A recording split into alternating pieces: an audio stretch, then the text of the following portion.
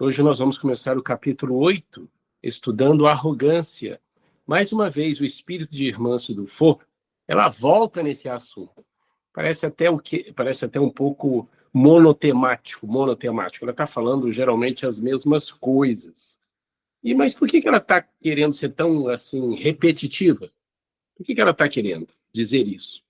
A Irmã Dufour, nesse capítulo, mais uma vez, ela se refere ao grupo de espíritas, mas poderia, mais uma vez, servir de orientação para qualquer grupo religioso ou qualquer grupo onde existe ali pessoas na convivência.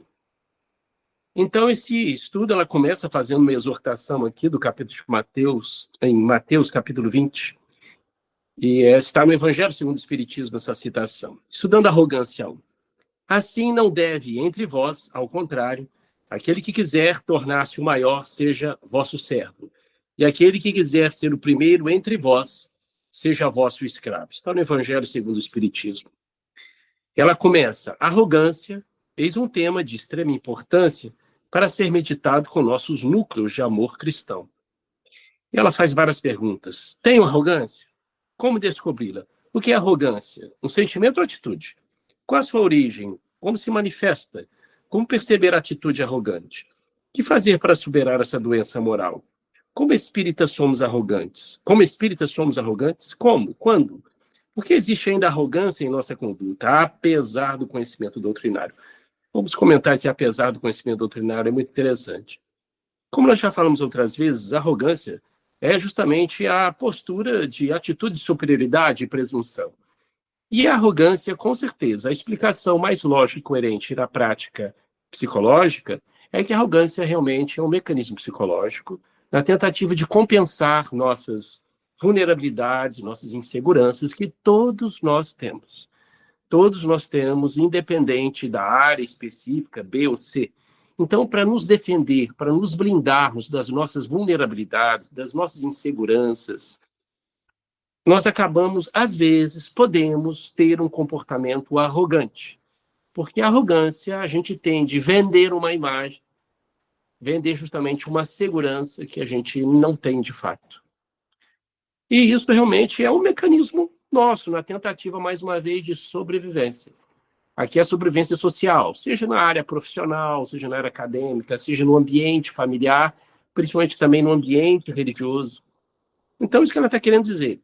Mais uma vez, gente, esse é um mecanismo de fuga ou um mecanismo de defesa puramente humano, principalmente quando a pessoa não tem realmente, que nós já comentamos, o auto-amor, um pouco de autoestima, uma boa autoimagem. Então, esse é um mecanismo, como eu disse, gente, o cérebro quer sobreviver, seja fisicamente, ou mentalmente, ou socialmente. Ele quer realmente ter inclusão. Ele quer se fazer sentir importante. São mecanismos emocionais, psíquicos, que todos nós temos. E o cérebro sempre vai tentar compensar. Eu já falei para vocês de uma coisa no organismo chamada homeostase, física e mental, emocional. É o equilíbrio interno do meio. Sempre o corpo, a mente, o cérebro está tentando manter o equilíbrio. E quando a coisa começa a descambar, ou começa a pesar para o outro lado, começa a faltar algo, o cérebro ou o corpo vai tomar outros caminhos, às vezes temporários, mas que às vezes acaba sendo persistente e danoso para nós. Um deles é o mecanismo da arrogância, em que é um mecanismo esse compensatório que as pessoas usam. Então, a arrogância ela faz parte, muitas vezes, de todas as relações que nós temos no grupo, na tentativa justamente de compensar essa nossa insegurança e vulnerabilidade. Isso ocorre no ambiente familiar, tá? Bom, aqui ela diz, por que existe ainda arrogância em nossa conduta, apesar do conhecimento doutrinário? Apesar, não, e com o conhecimento doutrinário, se a irmã Dufour me permite, veja bem, gente, é muito comum, as pessoas, eu, você, todos nós, temos muitos conhecimentos religiosos, são fantásticos, conhecimentos de espiritualidade, só que nós não praticamos isso, pelo menos em grande parte, porque ainda não está no nosso alcance, seja físico, psíquico, mental, social, ou simplesmente porque realmente ainda não tem significado para nós. Não é uma questão de hipocrisia, é questão que aquilo não tem valor real para desenvolver um hábito naquilo. Eu já falei isso com vocês, gente, isso é neurocientífico, isso é o cérebro. Para desenvolver o hábito, eu preciso ter disciplina, com certeza. Tenho que começar a fazer mesmo sem vontade. Mas a coisa não vai para frente quando aquilo que eu estou querendo vivenciar, aplicar, não tem significado, não tem valor real, ou o valor não está claro, ou a recompensa não está clara, ou justamente o significado não está claro. Aquilo não vai. Então, para que algo se torne hábito, eu comece a fazer de forma inconsciente, é necessária disciplina, motivação. Motivação não se repete, a disciplina se repete. Mas chega um momento que o cérebro tem que entender e cedo ou mais tarde tem que ter uma recompensa. Recompensa não é só prazer, tem significado. Então, muitas questões da nossa vida religiosa e espiritual ainda não vivenciamos ou nada, porque para nós ou para muitos aquilo ainda não tem valor real. O cérebro entende que aquilo não tem um retorno. Mas é um convite, né? Para a gente vivenciar isso. Pode falar, Ângela. Posso ler aqui o que significa arrogância? Porque às vezes a gente está falando de arrogância, mas a gente não sabe muito bem o que seja, né? Pode falar, Ângela, por favor. Eu peguei aqui no computador, né? Arrogância é uma atitude de desprezo ou superioridade com relação aos outros, manifestada por um orgulho excessivo, vaidade e falta de humildade. Indivíduos arrogantes podem superestimar as próprias capacidades, não escutar os outros e ter um comportamento desrespeitoso ou insolente, acreditando sinceramente possuir a verdade final. É isso. Obrigado, Ângela. É o que nós já falamos. Arrogância é quando o egoísmo e o orgulho ele transborda. Renato?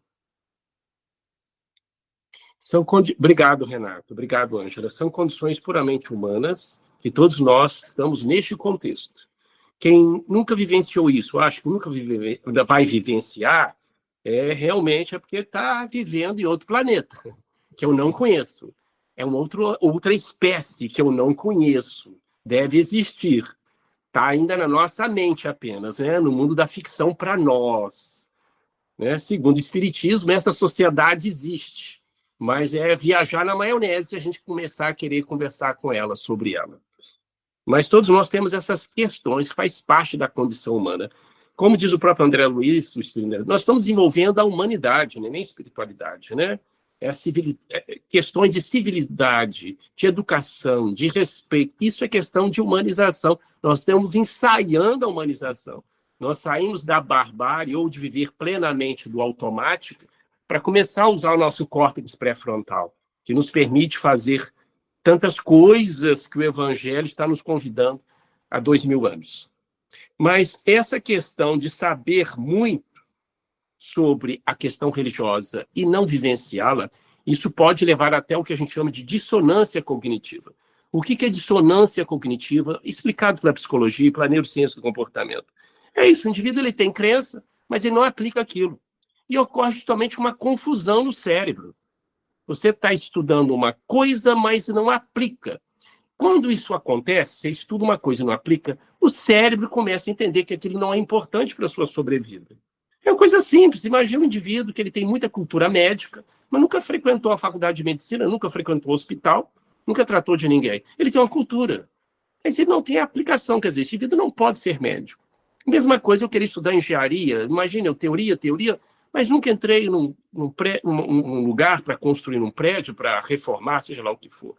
Então, aí surge dissonância cognitiva, e que muitas vezes leva a conflito, leva a ansiedade, estresse, a pessoa se sente culpada muitas vezes, ela tende a ajustar o conhecimento dela, ou ajustar ou minimizar as crenças dela, que ela quer se enquadrar de alguma forma. Lembra?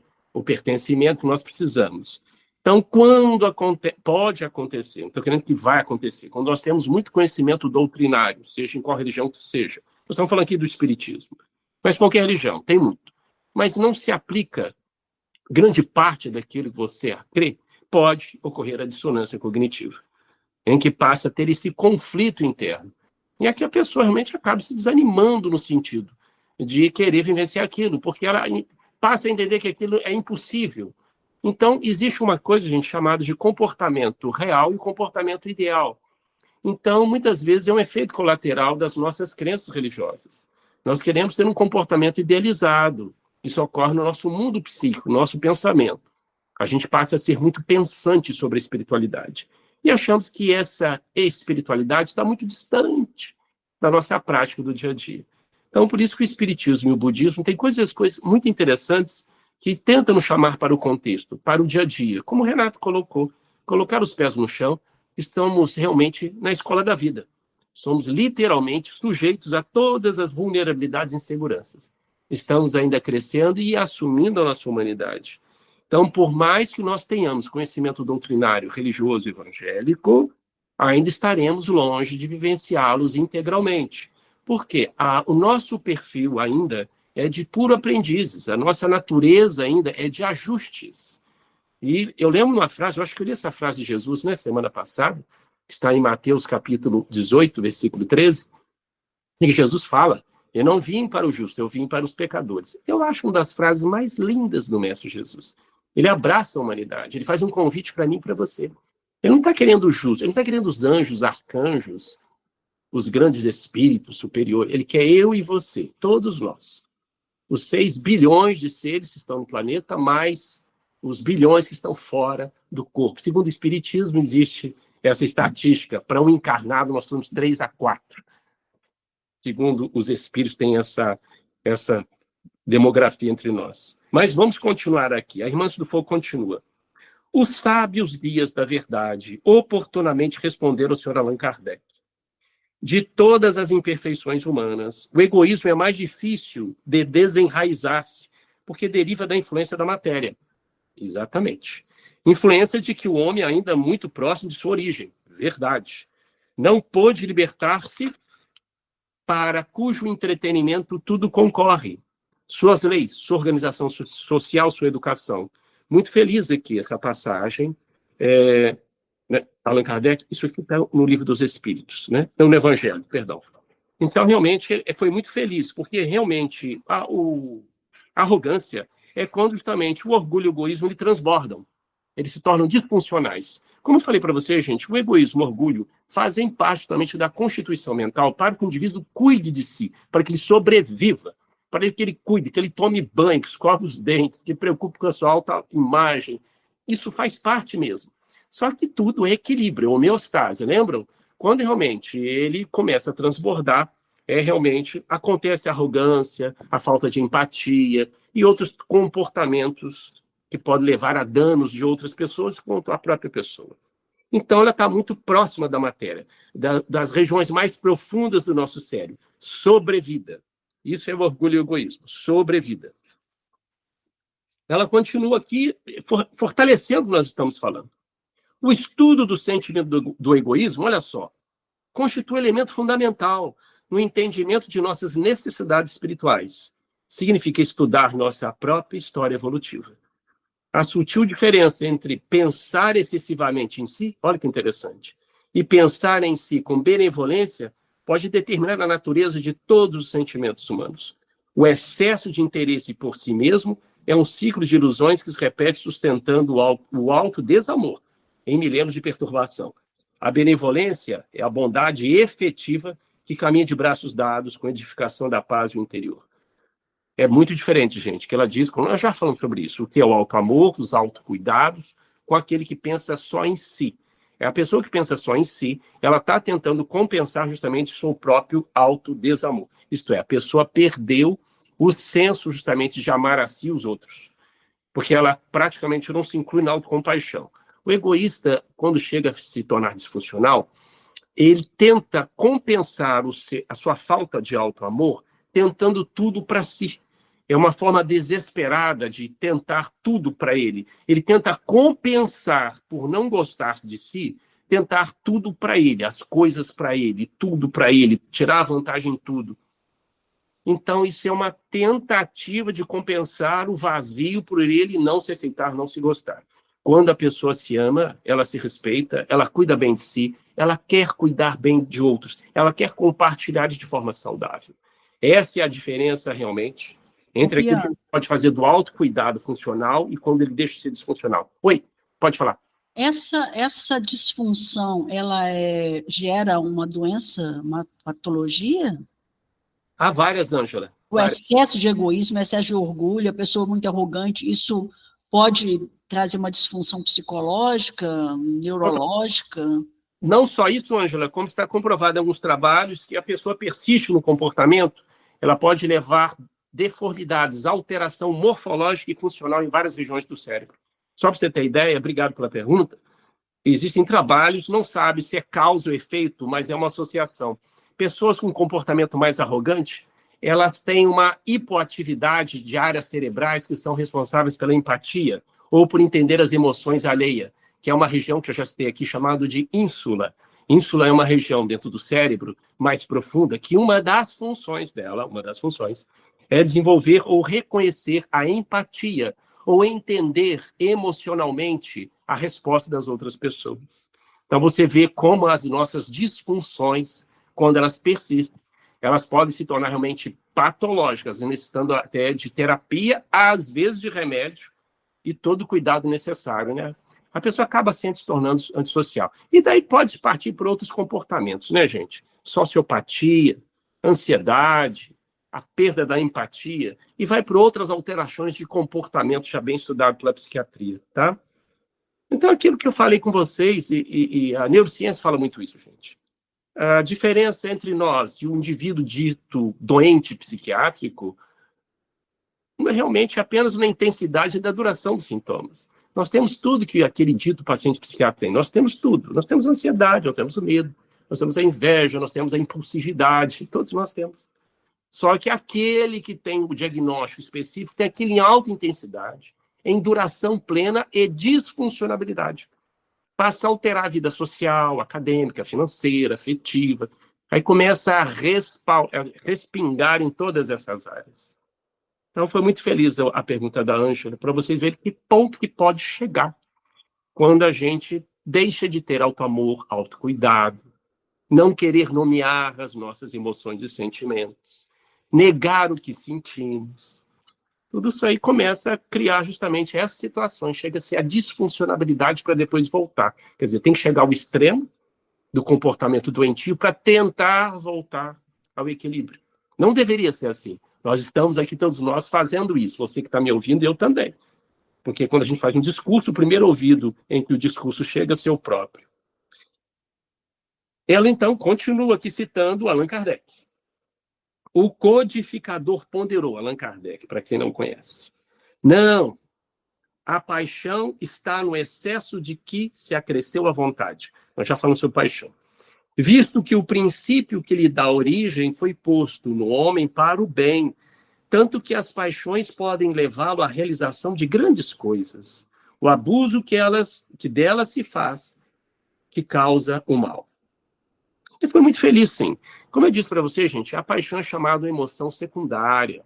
E ela realmente envolve, dependendo da cultura, mas paixão do ponto de vista de neurociência do comportamento, do ponto de vista cerebral. Eu já expliquei isso. É quando justamente o indivíduo ele não pondera consequências da sua ação. Isso que é paixão. Ele não pondera consequências da sua ação. Seja na área afetiva, seja no time de futebol, seja por nação, seja um gosto que ele tem. Ele vai fazer aquilo e pode prejudicar outra pessoa, ter consequências e até levar um crime. Aí ele fala assim, a paixão pode levar a grandes coisas? Pode, gente, é lógico. Porque o indivíduo ele vê muito significado naquilo. A dopamina, ela explode. Então, pode fazer coisas fantásticas, mas como eu disse, a gente está realmente sem o freio ou sem justamente a ponderação do córtex pré-frontal. Acho que nós vamos falar ainda sobre relacionamento afetivo, já falei sobre isso, só para vocês terem uma ideia, eu já falei, que a paixão é importante para a formação de vínculo.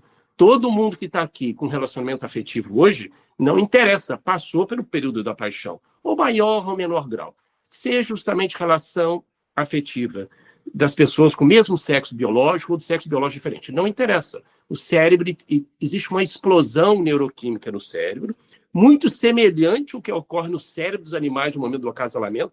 Não vou entrar em detalhe, porque são questões muito técnicas, mas é muito semelhante para a formação de vínculo, toque e reprodução.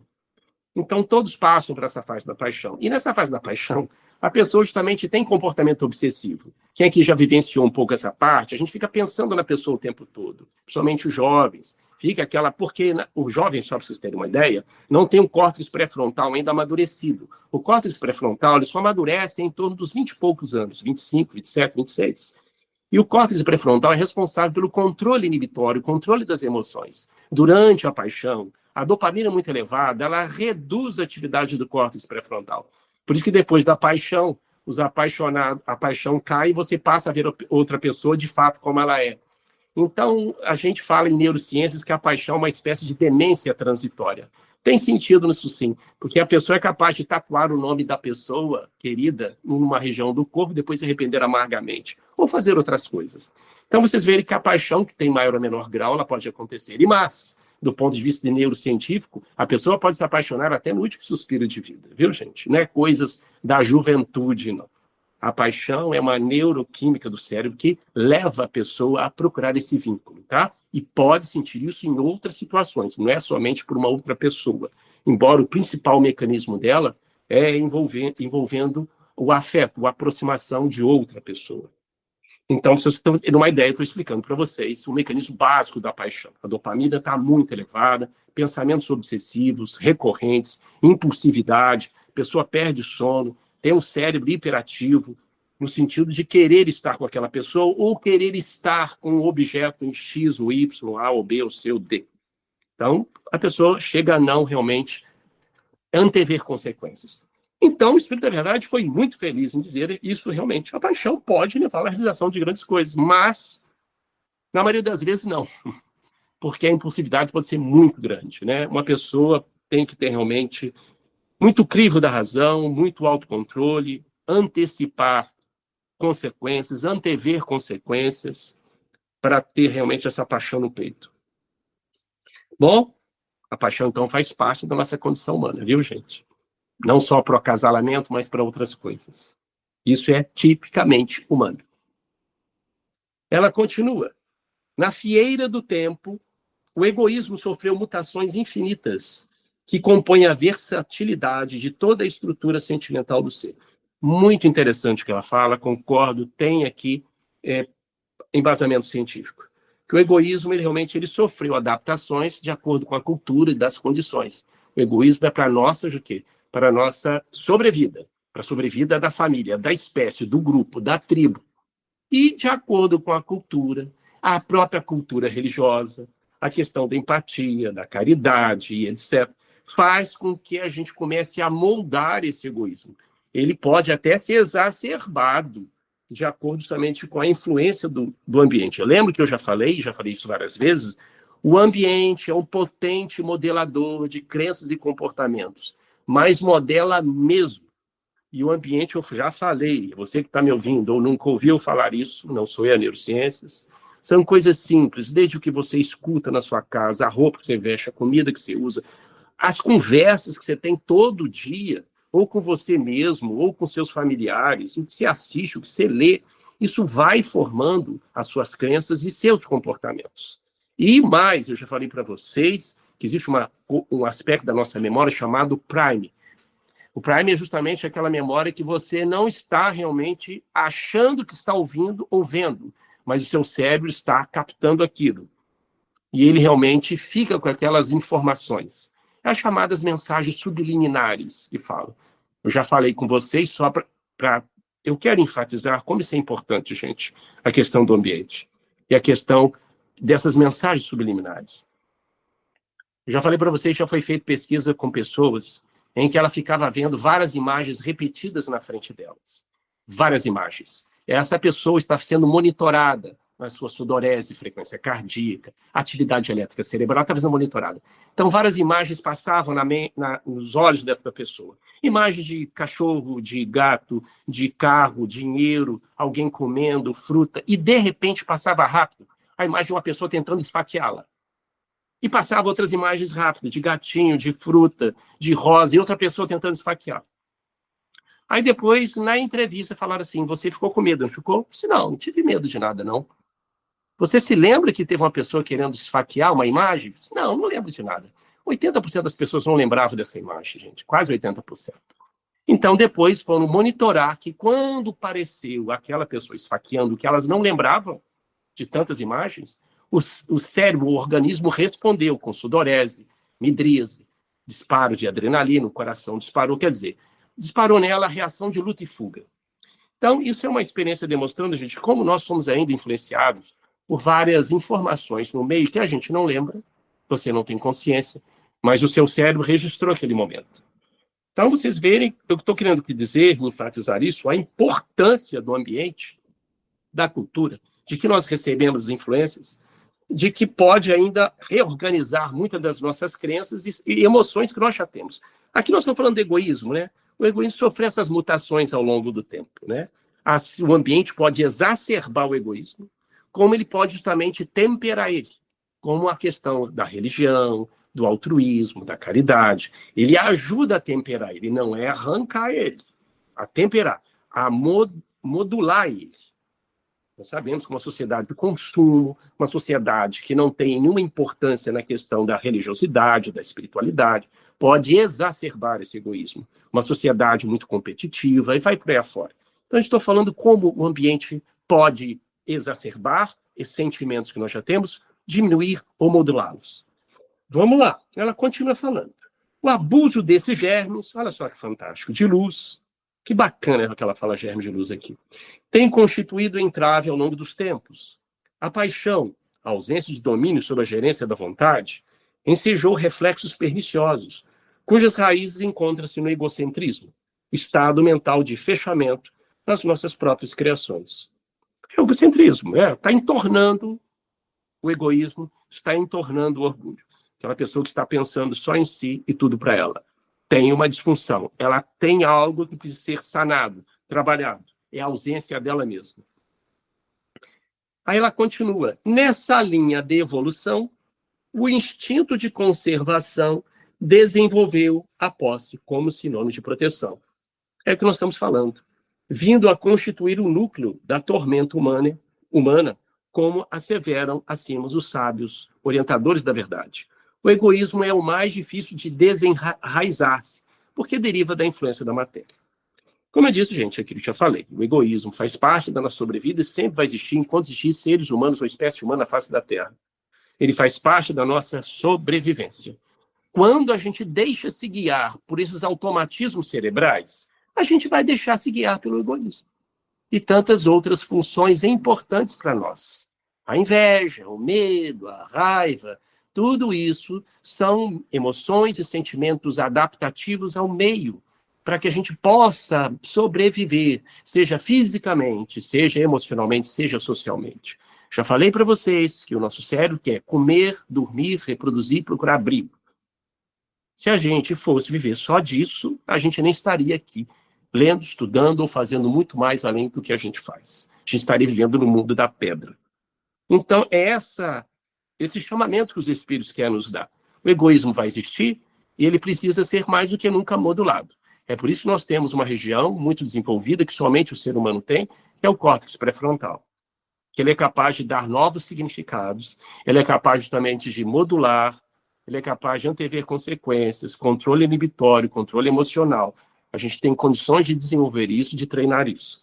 Conscientizando que nós temos isso. Como eu disse para vocês, só de você ativar o córtex cerebral, dando nome às suas emoções e sentimentos, você já está ativando o córtex cerebral e diminuindo a ativação de uma região muito animal, muito primitiva que nós temos, que é importantíssima, que é o corpo amidalóide. Sem corpo amidalóide a gente não sobrevive. São as emoções básicas. A gente não estaria nem vivo. Mas é para isso que servem as funções dessa região cerebral que Deus nos permitiu desenvolver e que Ele permita desenvolver outras áreas, que é o córtex pré-frontal, para que a gente possa justamente modular aquilo que é mais primitivo em nós. Um deles é o egoísmo, importante para a nossa sobrevida, mas, como mais uma vez, precisamos do equilíbrio. É isso que os espíritos estão falando. Isso é a nossa dificuldade ainda de sair completamente de uma influência forte dele. Isso vai ser feito com o tempo, por causa que ele é muito importante para a nossa sobrevida, tá, gente? Como todas as emoções e sentimentos. Alicerçados na necessidade apaixonada de proteção material, enlouquecemos através da posse e a conduta arrogante ensejou-nos a concretização dessa atitude de egoísmo. como eu disse, gente, a arrogância, ela é mais justamente um mecanismo justamente de proteção nossa. E a pessoa utiliza assim, ela passa a entender que a arrogância é um meio operandi dela, é só assim que ela pode sobreviver. Eu falei uma coisa, eu acho que eu citei uma coisa muito interessante de um neurocientista português, Antônio Damasio, para quem quiser pesquisar mais sobre emoções, indico os livros dele, todos os livros dele. Antônio Damasio, ele estabeleceu uma das teorias que aceita e tem respaldo neurocientífico, que é quando você tem uma atitude emocional diante de um evento, essa sua atitude emocional, ela se repete, ela se torna recorrente. Você marca as próximas ações com aquela resposta emocional. Então, toda resposta emocional que você tem hoje diante de um evento, você está programando o seu cérebro para ter aquela resposta emocional nos outros eventos. Seja lá o que você pensar, pode dar vários exemplos aí, raiva, medo, tristeza, inveja, ciúme, arrogância. Então, o indivíduo passa a entender, o cérebro passa a entender que a arrogância agora é o modus operandi. Eu só sobrevivo através da arrogância. Então, relembrando a Ângela, que fez uma colocação muito importante, olha onde é que nível que pode chegar. Porque a pessoa começa que acha que ela só sobrevive através da arrogância. Isso é um dos primeiros pontos, justamente, daquela pessoa que se torna desonesta. A desonestidade não começa agora, eu vou sair daqui e vou ser desonesto, vou ganhar tudo. Já começou lá atrás. Quer dizer, ela teve uma ação diante de algo que foi desonesto, teve um benefício, opa, eu entendi que isso aqui tem significado para mim. Então, ela passa, muitas vezes, a ter a desonestidade como algo de sobrevida. Por isso que é fácil ela aceitar a desonestidade, porque passa a ser o modus operandi dela, de sobrevida. Ô, Carlos, você está querendo justificar? Não estou querendo justificar nada. Eu estou explicando o mecanismo emocional neurocientífico das nossas emoções e sentimentos, em que muitas vezes eles passam ou a gente acha que precisa daquilo para sobreviver. Porque a gente está muito no automático. A gente não para pensar, não para dar nomes, não para refletir. Como eu disse, gente, a nossa vida, se depender, correria 24 horas. E a gente quer, quando para descansar, a gente para justamente não para refletir, não para ressignificar. Vai ver um filme, vai ver um seriado, vai sair. Não é que não possa fazer isso, tem que fazer isso. Mas que a gente não tem momentos desses, como nós estamos fazendo, as pessoas deveriam ter, para dar ressignificado, para refletir, abrir a janela, ficar olhando a natureza, ficar olhando justamente uma planta e você fazer a sua própria meditação. Muitas pessoas conseguem fazer isso tomando banho. É isso que nós estamos falando, que os espíritos falam isso. Um momento de recolhimento, em que a gente consegue sair do automático. Então, vamos programar mais as nossas emoções. Uma delas é começando a dar nome para elas. Bom, olha, eu acho fantástico esse próximo parágrafo que ela diz. O princípio que gera arrogância foi colocado no homem para o bem. Olha que interessante, gente. Ela aqui fez um golaço no ponto de vista neurocientífico, viu? A irmã do fogo. O princípio que gera arrogância foi colocado no homem para o bem, para a sobrevida. É a ânsia de crescer e realizar. Olha que coisa maravilhosa. Você tem essas emoções, eu e você, as emoções básicas, que eu já falei e os sentimentos, eles são justamente uma ânsia de crescer, de realizar, pertencer, ser feliz, tentar melhorar. Eu quero comer, reproduzir, eu quero abrigo. Só que, quando a gente passa a viver só do automático, não vai dar muito certo, porque a gente vai querer, muitas vezes, ter um comportamento semelhante a um orangotango, um chimpanzé, aos nossos irmãos animais. Isso é comprovado cientificamente. Os orangotangos, os chimpanzés, eles têm uma organização social, gente, que é muito próxima a nós. As atitudes que eles têm, nós temos também. Então, se a gente continuar vivendo só do automático, a gente vai ter os comportamentos deles. Você sabe disso. Se alguém no trabalho grita com você vai gritar com essa pessoa. Não é que não possa gritar, a gente tem que estabelecer limite. Mas eu estou querendo dizer que como é o automático que o nosso cérebro quer, ele quer continuar assim. É a zona de conforto, não quer gastar energia. Então é a ânsia de crescer e realizar. Ótimo. Mas precisamos saber cada vez mais controlar isso. Pode falar? Como se fosse uma máscara, uma fantasia. Pode falar, Ângela, pode falar. É como se fosse uma fantasia, né? Agora eu vou vestir a máscara da arrogância para eu poder enfrentar certa situação. Aí depois eu tiro aquela máscara e volto para casa. Seria isso, Renato? Seria uma defesa? É uma defesa. Eu acho que da relação com social nossa com as pessoas, para mim, né? Eu acho que a gente tem que ter um pouquinho de arrogância para se proteger dos ataques, né? Eu acho. É isso? Seria isso, Bianca? Não, gente, não é isso. Não? A gente tem para sobreviver orgulho e egoísmo. A arrogância, ela é o orgulho e o egoísmo se tornou disfuncional, tá, Renato? Eu nunca li se existe arrogância positiva e negativa, né? É arrogância, porque ela é disfuncional. É quando o orgulho e o egoísmo, ele já se entornou o caldo, né? Isso que você está falando e que a Esther está falando, precisamos ter, sim, um pouco de orgulho. Quando você faz uma coisa muito bem, existe aquela sensação plena, aquela sensação justamente de plenitude que você fez bem. Essa sensação de orgulho. Isso é saudável, te leva a fazer de novo. Mas a arrogância é quando você realmente já não tem mais aquela qualidade e você quer impor aquilo para as pessoas. Você vende uma imagem daquilo que de fato você não é. E pior, você passa a impor aquilo, perdendo completamente a empatia pela qualidade do outro. Então, aqui, pelo conceito, não dá para falar arrogância positiva, né? É algo disfuncional. O orgulho e o egoísmo, sim, eles fazem parte do que nós estamos falando. O egoísmo no sentido de estabelecer limites, o orgulho de comemorar as suas conquistas, que ajuda na autoestima. Mas a arrogância é negativa do ponto de vista social, de relação, de crescimento profissional. Mas é um mecanismo que o cérebro utiliza para tentar salvar, entre aspas, o indivíduo na sociedade ou nas relações dele, né?